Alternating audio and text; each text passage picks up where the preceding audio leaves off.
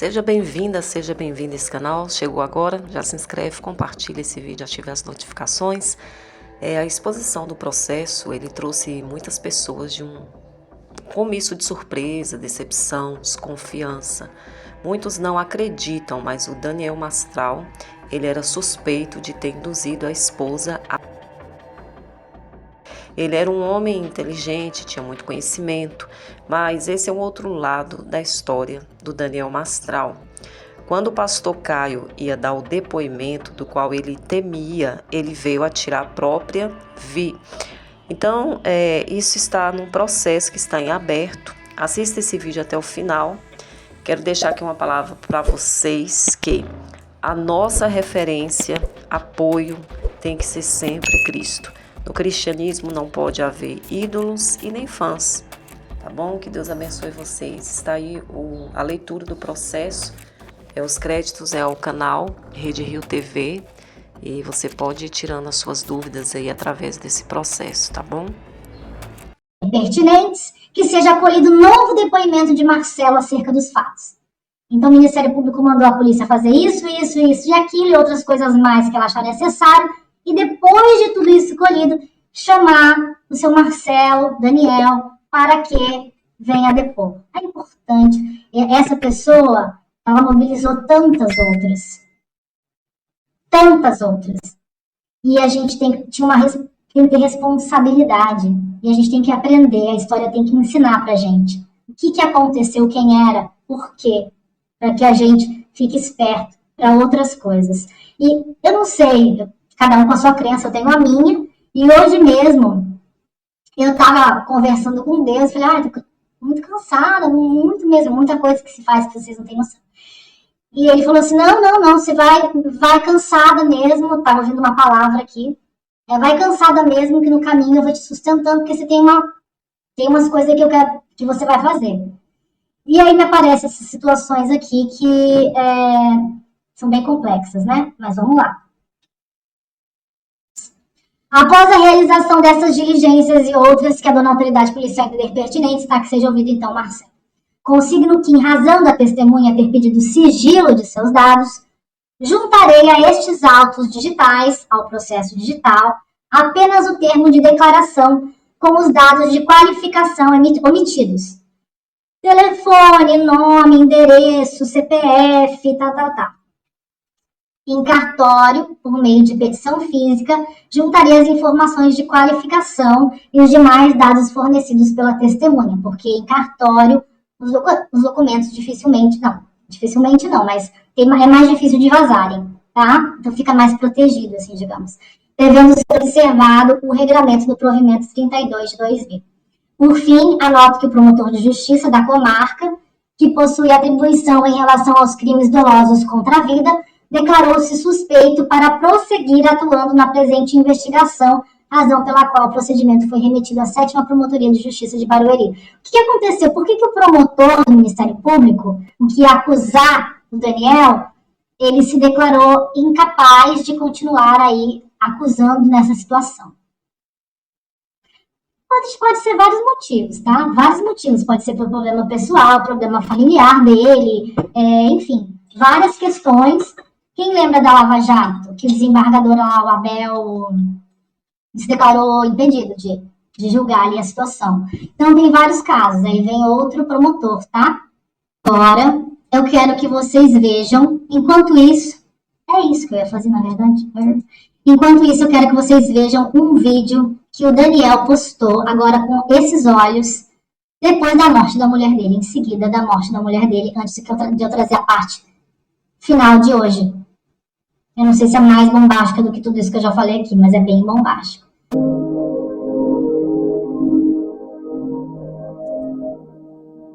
Olá, pessoal. Vamos a mais um vídeo aqui.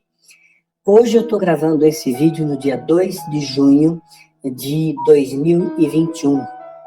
A minha esposa faleceu no domingo, antes de ontem, portanto, e faleceu de uma parada cardiorrespiratória, né? Faleceu dormindo, né? Eu percebi os sintomas, que ela estava com o coração mais fraco, consegui notar isso, chamei a ambulância, foi feita massagem cardíaca durante o caminho, oxigênio. Chegando lá no pronto-socorro, ficou 45 minutos tentando reanimá-la. Nesses 45 minutos, ela conseguiu ser reanimada por 2 vezes, né? Mas não foi suficiente. Disseram que o coração estava muito fraco, muito debilitado, e ela veio a falecer, veio a entrar em óbito, exatamente pelo boletim de ocorrência, pelo atestado de óbito, às 17 horas e 15 minutos, quando já estava no hospital. Então, assim, foi uma perda gigantesca para mim, uma perda que eu não tenho palavras para expressar. Há 3 anos atrás eu tinha uma família maravilhosa, extraordinária, unida, cheia de amor, cheia de carinho, cheia de compreensão. De repente eu perco meu filho de uma maneira muito trágica. E agora eu perco, 2 anos e meio depois, eu perco a minha esposa, aos 51 anos de idade. Isabela ia completar 52 anos nesse mês de junho, no dia 25 de junho, né, desse mês de 2021, ela ia completar 52 anos de idade. Era minha companheira, minha amiga, minha parceira, e a gente estava lutando junto contra a depressão, né, que o nosso filho, a ausência, a dor da ausência do nosso filho nos trouxe também. Então a gente dava suporte um para o outro, porque quando um estava ruim, o outro dava apoio e vice-versa. E agora não tem mais isso, agora eu estou sozinho. E é um tanto quanto estranho ficar sozinho, escutar o silêncio, observar a casa vazia, olhar aquela cadeira que ela sentava, e a ausência do meu filho também. Então, é claro, estou sendo muito bem amparado pela equipe médica, terapêutica, médico, suporte medicamentoso, acolhimento familiar, de amigos, de ovelhas, de seguidores, de muita oração, de intercessão, da minha própria oração. Tanto é que eu tenho experimentado uma coisa muito singular na minha vida, que é como se eu tivesse cercado de um anel de luz, né? Como se fosse uma cúpula de luz, que eu não vejo, mas eu sinto essa cúpula, eu sinto essa energia à minha volta, que eu tenho certeza é fruto das suas orações, né? Cada joelho dobrado é uma espada erguida. Eu louvo a Deus pela vida de vocês, quero agradecer muito pelo carinho, pela compaixão, pela solidariedade, pelas mãos estendidas, para aqueles que foram tocados para trazer sofrimento, por aqueles que estão orando, pelas palavras de incentivo, tudo isso corrobora para que traga um acalento ao meu coração. Está muito cedo ainda, muito remoto, hoje eu tive que correr atrás do testado de óbito, ainda tem muita coisa para ser feita, muito detalhe para ser feito, infelizmente, depende de mim esses detalhes, né? Então, eu sei que na vida cristã, na jornada cristã, isso eu digo para você também, você não está isento de passar por dificuldade. Hoje a igreja ela transmite uma imagem muito triunfalista a respeito de vida cristã, né? Não é assim que vai de bom para melhor. A vida de Paulo piorou. Ele era fariseu, estava tudo bem, a vida dele piorou. Só passou necessidade, fome, naufrágio, foi apedrejado, foi preso. Quantas coisas Paulo passou. Jesus, o nosso mestre, que é o nosso principal modelo, padeceu, inocente padeceu. Mas o modelo que nós temos clássico nas Escrituras é a história de Jó. Jó, ele era um homem justo e Deus dá permissão a Satanás para tocar em Jó, porque ele tinha certeza que Jó iria blasfemar. E se essa foi a intenção, por acaso, do diabo, de pedir permissão para Deus, e Deus é onisciente, sabe todas as coisas, eu jamais vou me rebelar contra Deus, jamais vou denegrir a Deus, jamais vou ofender a Deus ou questionar alguma decisão de Deus na minha vida. Eu faço minhas as palavras de Jesus que nos ensinou no Pai Nosso. Gente, eu vivo o que eu prego, de verdade, eu me esforço, eu vivo o que eu prego. Eu não sou perfeito não, mas eu procuro viver o que eu prego. E quando eu falo para você orar, Pai, seja feita a tua vontade, assim na terra como nos céus, eu procuro viver isso na minha vida também. né? Então, seja feita a vontade dele, porque a minha vontade é imperfeita, né? Porque eu conheço em parte eu conheço, em parte profetizo, eu vejo como espelho. Deus não, Deus vê todas as coisas, Deus é onisciente, Deus sabe de coisas que eu não sei, né? Isabela estava um pouco deprimida e ela falava muito que queria encontrar o Micael, chorava muito pela casa.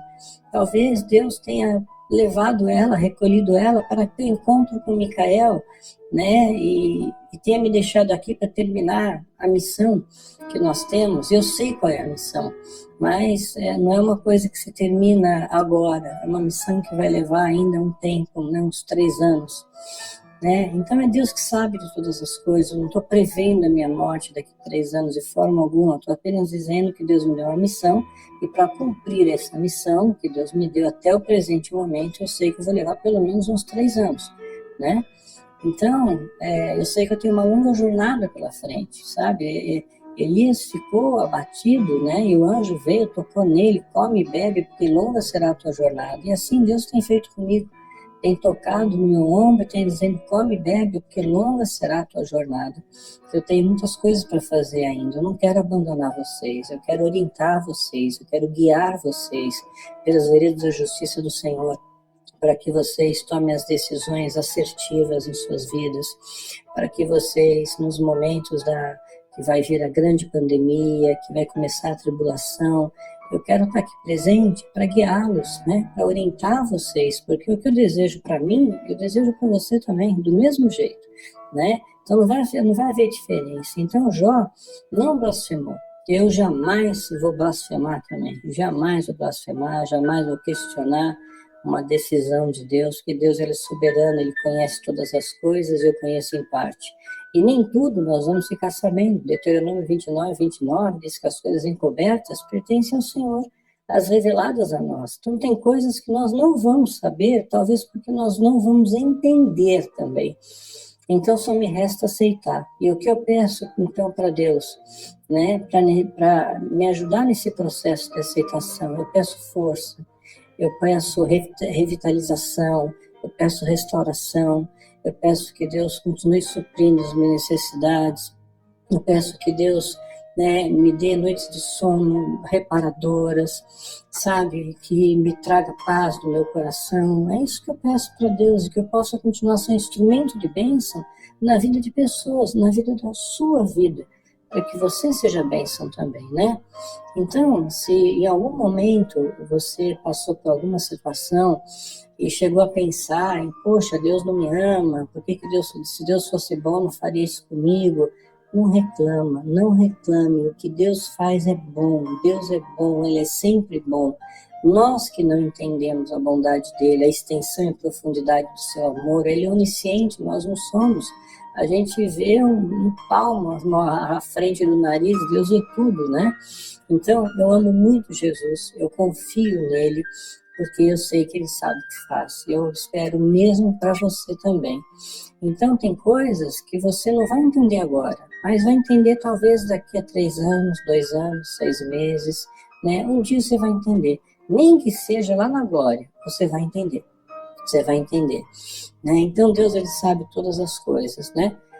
Quanto a mim, né? Eu sei que esse período está sendo difícil, mas com as orações dos justos, com a minha perseverança, estou gravando esse vídeo hoje aqui, eu já tenho 3 vídeos gravados, eu poderia não gravar esse.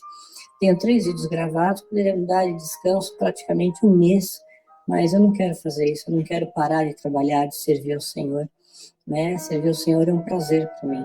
Então esse vídeo, ele vai ser postado logo no outro domingo agora, vai ter um vídeo sobre círculos ingleses, no outro domingo eu vou postar esse vídeo aqui, tá bom?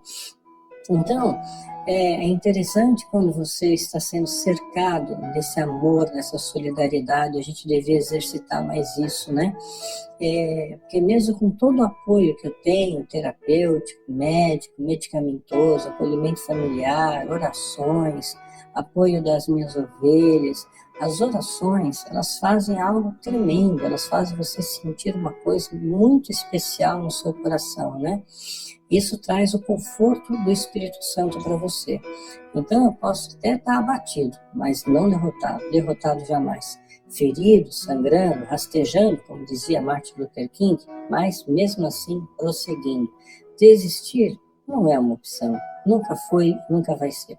Então eu vou sim combater o bom combate até o fim, até minha última gota de energia, né? Mesmo que me pique em 1000 pedacinhos, eu sempre vou dizer, só o Senhor é meu Deus. Sabe, meu viver, queridos, é Cristo, a morte é lucro. Vocês sabem disso, sabe? Cristo para mim, a morte é lucro. Eu não tenho medo da morte, não tenho medo de nada, não tenho medo de absolutamente nada. O único medo que eu tenho é de desagradar a Deus. Esse medo eu tenho, de fazer alguma coisa que ofenda ao Pai, que desagrade a Deus, né? Isso eu tenho muito medo mesmo, né? Então eu quero agradecer a todos vocês, viu? Por todas as mensagens, pelas mais de 100.000 mensagens que foram enviadas para mim, né? E pelas suas preces coletivas que chegaram até mim. Agradeço pela força de vocês que têm me dado, pelos joelhos dobrados, porque cada joelho que se dobra é uma espada que se ergue, né? Eu também quero deixar registro e gratidão a todo esse pessoal que eu tenho conhecido agora, essa galera de podcast. Era um universo novo para mim, é um universo novo, que eu não conhecia como é que era. Mas eu tenho conhecido pessoas extraordinárias, pessoas maravilhosas, seres humanos iluminados, né? E que essas pessoas também lembraram da minha dor, foram muito solidárias, foram muito gentis, escreveram para mim. Então, eu quero agradecer a todos vocês, viu? Pela confiança, pelo apoio, pelo carinho, pelas palavras de incentivo, né? Vocês são minha família. Nós somos da família de Cristo. Nós somos a mesma família, tá? Eu não sou melhor que ninguém, eu não sou melhor que você, né? Eu dependo do Espírito Santo como você. Eu sou humano, eu choro, eu sangro, eu caio, eu aprendo com os meus erros, né? Mas eu sou determinado, né? Eu sou focado na coisa. O diabo pode vir me atacar 1000 vezes eu vou me levantar e vou dizer só o Senhor é Deus na minha vida.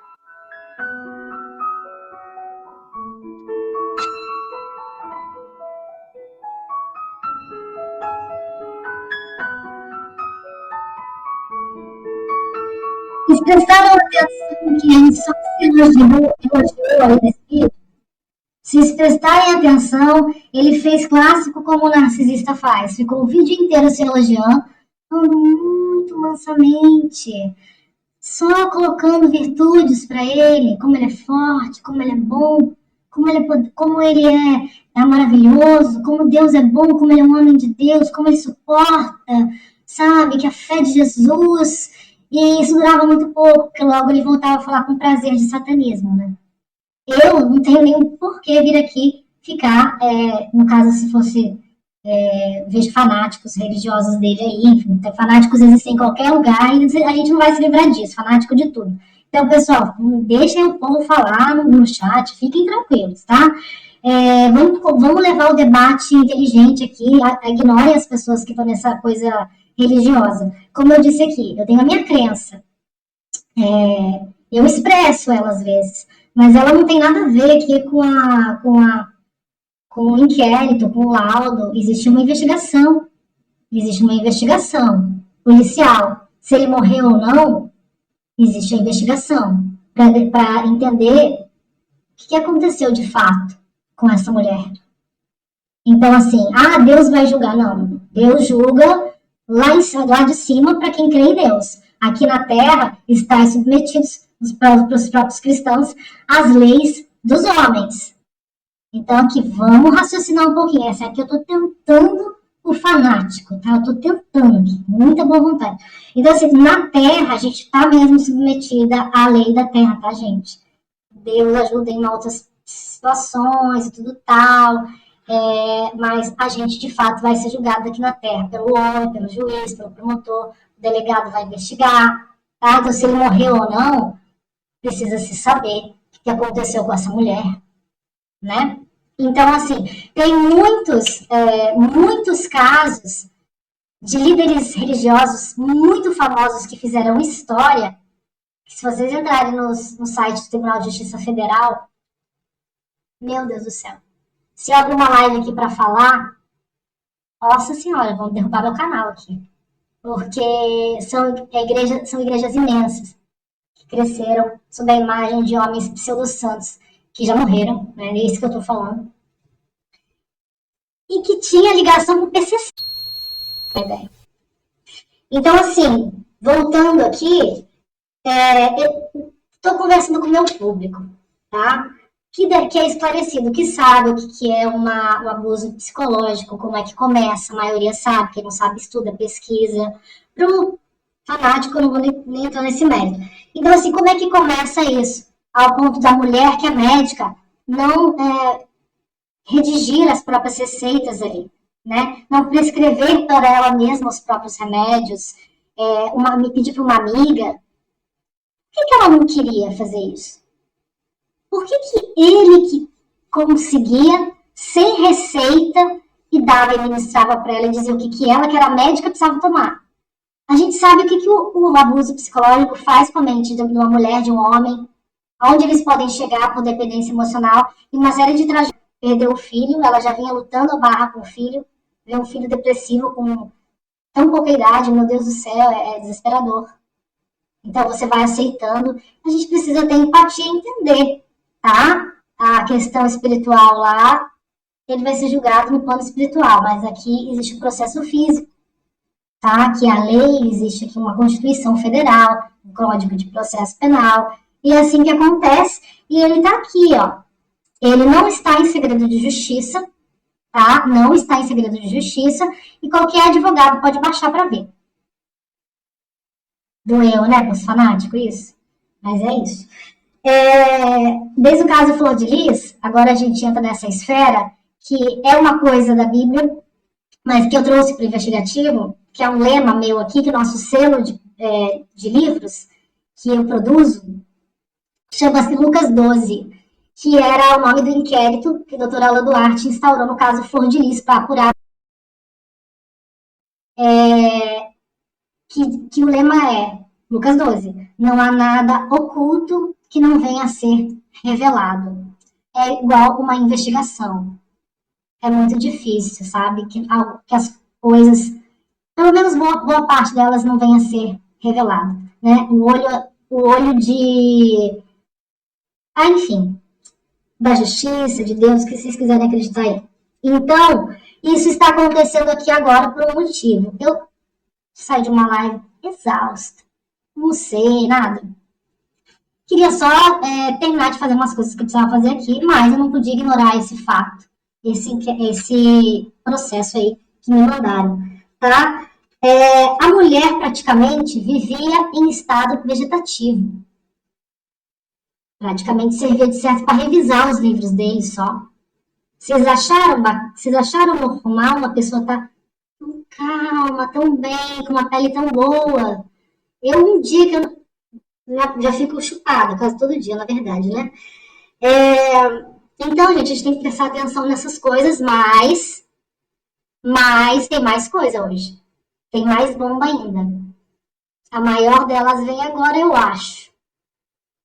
Tá? A maior delas vem agora, eu acho. Eu vou deixar aqui a imagem deles três. Perfeito. Essa imagem aqui. Vamos lá. Deixa eu tirar esse aqui, tá me confundindo. Minha gente, eu me perco, eu sou meio Dória aqui. Lá. Termo de oitiva é um depoimento dado ao Ministério Público na 6ª Promotoria de Justiça de Barueri, nos autos 100 de 2000... isso aqui eu não entendi, esse número aqui, mas tudo bem. Testemunha protegida. Aquela testemunha que eu falei para vocês, e eu não vou falar o nome dela, eu colocar tudo certo aí, tá? Aos 5/8/2022, compareceu no gabinete da Promotoria de Justiça de Barueri, testemunha protegida, e declarou que gostaria que seus dados fossem mantidos em sigilo, pois teme por sua integridade física. Por que as pessoas temem tanto, né? Por que o promotor se declarou impedido? Pois teme por sua integridade física e autoriza a juntada de conversas de WhatsApp enviadas à promotoria para apuração dos fatos. Ou seja, ela mandou conversas de WhatsApp para comprovar tudo o que ela está dizendo aqui. trabalhar. Eu vou tentar camuflar umas coisas daqui que ela diz, tá, gente? Não tá em segredo de justiça? Não tá. Mas por intuição, eu prefiro, eu acho melhor, sabe? Eu acho mais interessante assim, tá? Que trabalhava com Marcelo como uma função X. Que Marcelo, no caso o Daniel, é palestrante e youtuber. Que trabalhou com ele por 2 décadas. Que não tem nada contra ele. Que também tem um parentesco com ele. Acho difícil não saberem quem é, porque quem é fanático dele sabe. Que não informou os fatos antes porque acreditava que ninguém iria acreditar. Flor de Lis. Que ninguém iria acreditar nessa pessoa. Olha, eu não informei antes porque ninguém ia acreditar em mim. Ela disse. Tendo em vista a quantidade de seguidores dele. Igual as pessoas falavam pra mim, Fernanda, por que você não falava isso da Flor de Lis? Gente, por que vocês não falavam isso? Acontecia todos esses horrores. Fernanda, ela era uma santa. Ela adotou 55 filhos. Ela era uma pastora, uma cantora do MK, gospel, uma figura santa, deputada federal. Como que alguém ia falar contra a Flor de Lis? Entende, gente? É difícil. Então, aqui. Ninguém iria acreditar em mim, tendo em vista a quantidade de seguidores dele. Mas eu mudei de ideia quando o pastor Caio Fábio falou que havia conversado com o Marcelo e que juntou o link de um vídeo deles. Que Cíntia tinha borderline, depressão grave, esquizofrenia. Que ela era delirante, que brigava com o declarante após alucinações. Isso aqui tem que ver a relação de causa e efeito, né? Como que começou isso? Tudo nela. Onde que houve essa ruptura? Ela sempre teve isso? Então, talvez no decorrer desse processo vai estar escrito. Mas eu só vou até essa parte hoje, que eu acho que está de bom tamanho, né? Ela brigava com o declarante após alucinações. Que Marcelo e Cíntia brigavam, que ela já tentou agredi-lo, disse que ele cuidava dela, mas não saíam juntos.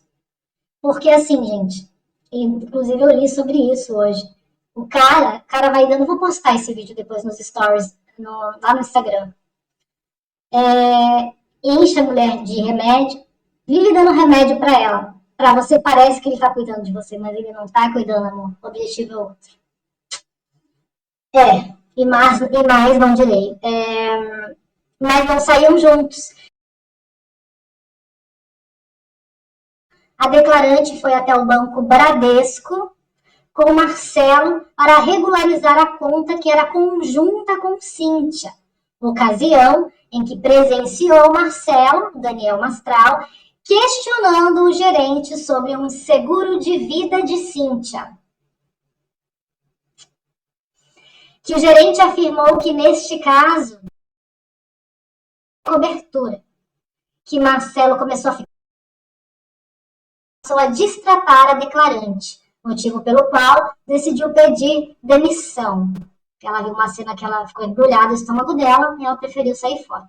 Que hoje não tem qualquer relação com ele, nem de amizade, e que o processa. Sobre os fatos, disse que chegou na casa por volta das 10 da manhã, que fazia 3 dias que ela não via Cíntia, que acordava, se medicava e dormia, que entrou pela porta lateral e ouviu o casal discutindo sobre compras, gastos e troca de objetos. E ficou na edícula. E como o casal discutia, mandou mensagem para avisar que ela estava lá. Tipo, ó, eu tô aqui, vocês estão discutindo, mas eu tô aqui escutando. Sabia, eu já fiz isso também. Tipo, pelo amor de Deus, o que eu faço agora? Sabia que havia 3 dias que Cíntia havia tomado remédios e não saía do quarto. Percebeu que ela não estava bem há algum tempo. Antes de sair da casa da vítima, por volta das 13h30, a vítima disse, vocês vão ver o que eu vou fazer. Pediu que Marcelo fosse atrás dela, mas ele não levou a sério porque disse que Cíntia sempre falava essas coisas. Isso tudo sinal de abuso, viu, gente? Sinal de abuso. A mulher faz enlouquecer. Mas não quer dizer que foi, tá? Mas é sinal. Em seguida, viu que ela caminhava, a vítima caminhava com dificuldade, estava meio tonta. Marcelo colocou a vítima na cama, perguntou o que ela havia tomado e ela disse, o de sempre. Sugeriu que levasse a vítima para o hospital, mas ele não quis. Desconfiamos de Covid e pegamos o saturador, mas a vítima jogou longe.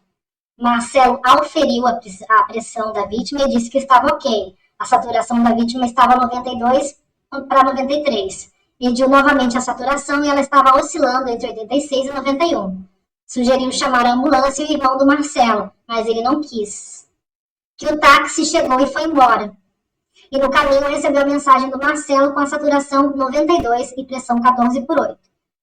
E as mensagens que seguiram mais tarde, por volta das 16, Marcelo mandou mensagem pedindo o telefone da ambulância.